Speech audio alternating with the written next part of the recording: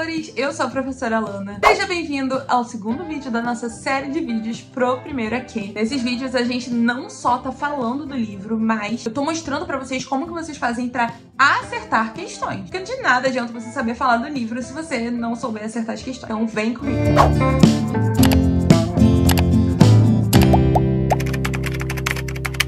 Na nossa última aula, eu apontei pra vocês alguns elementos que são importantíssimos pra vocês acertarem as questões e que vocês precisam estar atentos quando vocês leem esse livro. Hoje a gente vai ver isso na prática. Então eu separei pra vocês alguns trechinhos do livro pra gente analisar junto e eu vou mostrando pra vocês como que a UERJ pode cobrar aquilo, o que ela pode perguntar, olhando cada um desses elementos no texto. Agora eu vou sumir da sua tela pra você ler o texto junto comigo. Vamos lá. Sobre as quais nós conversamos na semana passada foi a questão de gêneros e tipologias textuais e como que muitas vezes uma tipologia predominante, ela pode, naquele fragmento, sofrer ali uma alteração. Por exemplo, gente, esse livro é um livro de crônicas, certo? Crônica é um texto predominantemente narrativo, é um gênero predominantemente narrativo. Mas vamos dar uma olhada nesse fragmento da crônica trapezista. Nessa crônica, pra quem não lembra muito bem da história, a mulher viu uma foto do cara fazendo ali algumas coisas que ele não devia estar fazendo, não é mesmo? E aí ele começa a argumentar com ela pra tentar sair dessa, dizendo que não era ele que tava ali com aquela mulher, enfim. Vamos dar uma lida. Por amor de Deus, pra começo de conversa, você pode me imaginar de pariô vermelho e colar havaiano pulando no cascalho com uma bandida em cada braço? Não, faça-me um favor. Que a cara das bandidas. Francamente, já que você não confia na minha fidelidade, que confiasse no meu bom gosto, poxa.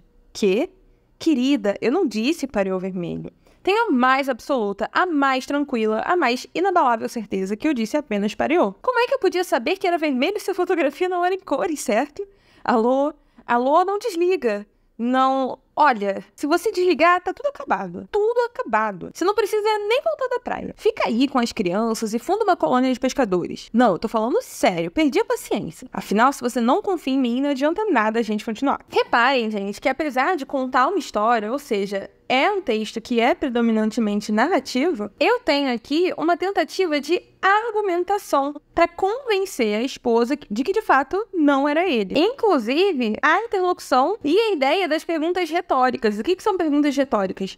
São perguntas que não necessariamente esperam respostas. Então, isso aqui ilustra muito bem o que a gente conversou na semana passada, que é, mesmo que eu tenha a predominância da tipologia narrativa, como é típico em uma crônica, em alguns trechos a gente tem, como nesse exemplo aqui, a presença de outros tipos textuais. Isso pode ocorrer também com descrições. É muito comum que um texto seja predominantemente narrativo, mas em alguns momentos ele apresente trechos descritivos. Então, fiquem atentos a esses elementos. Uma outra coisa que a gente precisa olhar aqui é como que a linguagem ela se manifesta para se aproximar do cotidiano. Por exemplo, a gente tem a contração do para, que é o famoso pra, que traz esse grau de informalidade, traz uma proximidade da oralidade. E a gente tem aqui algumas pausas que indicam pra gente também que isso é uma conversa de telefone, que eles estão ali numa interlocução. Esse alô, por exemplo, aqui, ele é típico de uma função da linguagem chamada função fática, que tem a função justamente de estabelecer a manutenção do canal de comunicação. Ou seja, ver se o canal está funcionando, abrir o canal, fechar o canal e por aí vai. Então é importante que a gente preste atenção a isso quando a gente estiver fazendo a prova, tá bom? Outra coisa que a gente falou na semana passada, na última aula, foi sobre a questão da variabilidade linguística. É um elemento especialmente caro às crônicas, uma vez que as crônicas têm uma linguagem muito simples, muito próxima da oralidade, porque elas são textos fáceis, são textos, de modo geral, né, prazerosos, textos para serem lidos nos jornais. Então, na perspectiva original, né, as crônicas, originalmente, elas eram feitas para você estar ali no ônibus, voltando do trabalho, pegar o seu jornal e ler a crônica. Então, é um ponto importante para você que vai fazer a prova da UERJ. Vamos dar uma olhadinha no fragmento da crônica Grande de Gá. Já deve ter acontecido com você. Não está se lembrando de mim? Você não está se lembrando dele. Procura freneticamente e todas as fichas armazenadas na memória, o rosto dele e o nome correspondente e não encontra. E não há tempo para procurar no arquivo desativado. Ele está ali na sua frente sorrindo, os olhos iluminados antecipando sua resposta. Lembra ou não lembra?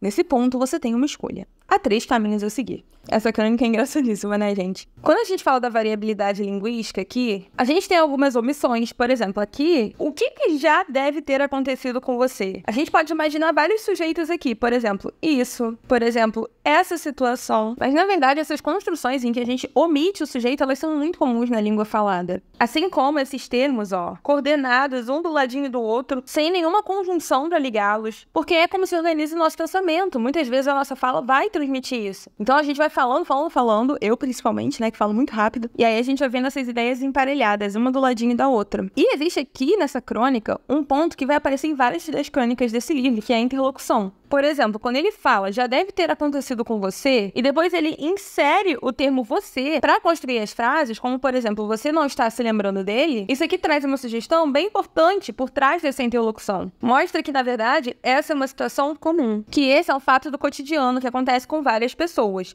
que é, inclusive, uma das maiores características marcantes de uma crônica, falar de fatos do cotidiano. Outra coisa sobre a qual nós comentamos foi a questão do humor, né, gente? Que nesse livro é um ponto, assim, fundamental. Praticamente todas as crônicas vão ter humor. Tudo bem se você não achou a crônica engraçada, mas o que é importante você saber em relação ao humor? Os recursos que são usados para provocar esse efeito. Em qual momento esse efeito é gerado? O que é gerado muitas e muitas vezes? Vai ser pela quebra de expectativa, pode ser por uma informação pressuposta, pode ser por uma informação subentendida. E a crônica que a gente vai usar para ilustrar isso é Os Moralistas. Vamos ler um trechinho. Deixa eu só te contar uma parada antes da gente partir pro próximo texto. A gente vai ter um aulão, mas tem que fazer inscrição e as inscrições são limitadas, em que a gente vai estudar esse livro e fazer exercício. O link tá aqui na descrição, tá nos comentários e tá também no meu Instagram. E além do nosso aulão, eu tenho também o e-book de questões. Pra você que não quer participar do aulão, mas quer fazer exercícios. Os exercícios do e-book são diferentes dos exercícios do aulão. Então quem quiser fazer os dois, pode fazer os dois. O link também está aqui na descrição e nos comentários. Vamos pro próximo texto, então? Na saída, os três amigos conversam. Será que ele se convenceu? Acho que sim. Pelo menos vai adiar. E no Solteiros contra Casados na Praia esse ano, ainda teremos ele no gol. Também é a ideia dele. Largar o gol dos casados logo agora, em cima da hora. Quando não dava mais pra arranjar um substituto. Os casados nunca terão um goleiro como ele. Se insistirmos bastante, ele desiste definitivamente do divórcio. Esse título aqui, gente, Os Moralistas, ele já é bem irônico, né? Essa crônica, ela começa com uns amigos tentando convencer o cara a não se divorciar. E a gente pensa que, de fato, eles são moralistas. Mas no final, a gente descobre que eles só querem que ele não se divorcie para que ele continue jogando no time de futebol dos casados. Ou seja, eles não estavam preocupados, de fato, com o casamento, com a família. Eles só estavam preocupados com o futebol.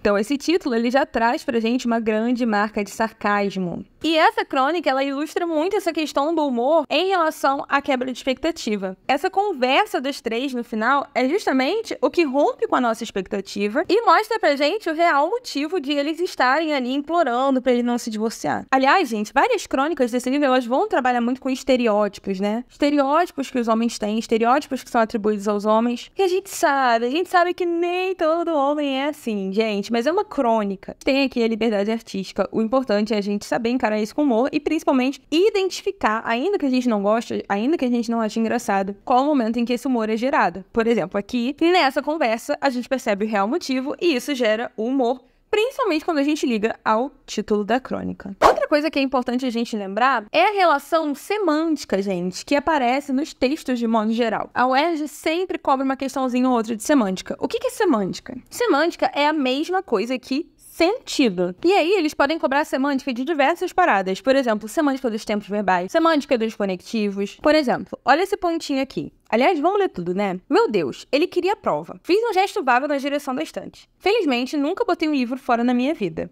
Ainda tinha, o meu livro de bebê. Com a impressão do meu pé recém-nascido, pobre de mim, venero livros. Tenho pilhas e pilhas de livros. Gosto do cheiro de livros novos e antigos. Passo dias dentro das livrarias, gosto de manusear os livros, de sentir a textura do papel com os dedos, de sentir seu volume na mão. Me ocupo tanto de livros e quase não me sobra tempo para leitura. Ele encontrou seu livro, nós dois suspiramos aliviados. Como é fácil fazer a alegria dos outros, pensei. Com uma pequena mentira, eu talvez tivesse dado um empurrão definitivo numa vocação literária que de outra forma se frustraria.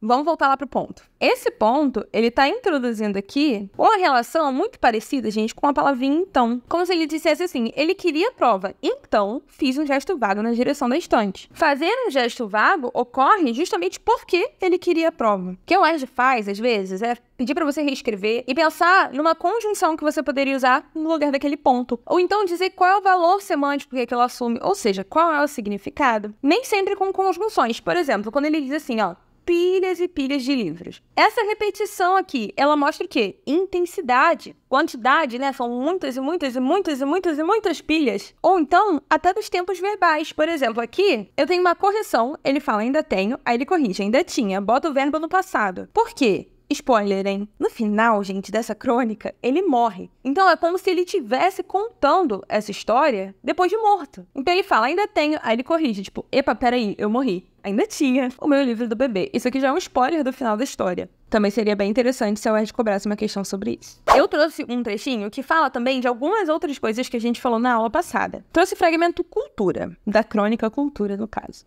Os teus olhos são 2 poços de águas claras onde brinca a luz da manhã, minha amada. A tua fronte é como o muro de alabastro do templo de Zamais Alcade, onde os sábios iam roçar o nariz e pensar na eternidade. A tua boca é uma tâmara partida... Não, a tua boca é como Pera só um pouquinho. A tua boca... Uma imagem, meu Deus. O que tem a minha boca? A tua boca... Bom, vamos pular a boca. O teu pescoço é como o pescoço de Greta Garbo na famosa cena de Luca em Madame Valesca com Charles Boyer, dirigido por Clarence Brown, iluminado por... Escuta aqui! Meu Deus, que cara chato, né, gente? Algumas coisas interessantes da gente olhar aqui. O humor nessa crônica, ele se constrói bastante pelo fato de um lirismo, de uma linguagem lírica exagerado, em uma cena que não deveria ter lirismo, gente. Ali, ela não parecia muito interessada nesse romance exagerado, né? Até porque eles estavam fazendo uma coisa que às vezes tem romance e às vezes não tem. Mas no caso, gente, mesmo que tivesse romance, esse cara tá exagerando, né? Tá falando ali, dando voltas, e ela quer que ele se concentre em uma coisa. Que eu não posso falar aqui, mas vocês sabem muito bem o que é. Então, a presença de um lirismo exagerado nesse momento é um dos recursos que é usado para gerar humor. A gente pode prestar atenção a isso aqui também. Aqui a gente também tem uma marca específica da oralidade. Cuidado que às vezes eles pegam a gente, por quê? Eles cobram uma marca da oralidade. Ali você tem uma marca de informalidade, ali você tem outras marcas linguísticas que saem do padrão, mas que não necessariamente remetem à oralidade. Aqui a gente tem uma marca específica da oralidade, que a gente tem esse que. Se a gente fosse pensar em escrever isso aqui, separadinho, provavelmente ficaria o que é que tem a minha boca. Então esse que é uma marca da oralidade. Outra coisa que a gente pode perceber aqui é a intertextualidade e a verossimilhança. Intertextualidade é quando um texto ele faz referência a outros elementos de outros textos, de outros contextos. E a verossimilhança é quando a gente tem uma referência à questão da coerência, nesse caso, coerência com a realidade externa na obra. Como assim, Alana? Não entendi nada. Essas menções estão fazendo referência a elementos que existem na realidade. Isso é a verossimilhança externa, é a semelhança com a realidade. E as crônicas, muitas vezes, elas vão se apropriar desse recurso da verossimilhança justamente porque elas falam de elementos do cotidiano, elas geram identificação. E esses podem ser recursos poderosos para gerar identificação. E aí, meus amores, deu pra ilustrar bem o que a gente estudou na semana passada? Eu espero que sim. Deixa aqui nos comentários se esse vídeo te ajudou. E semana que vem nós vamos fazer exercício. Então não deixa de se inscrever aqui pra você não perder o vídeo da semana que vem. Beijo! Tchau!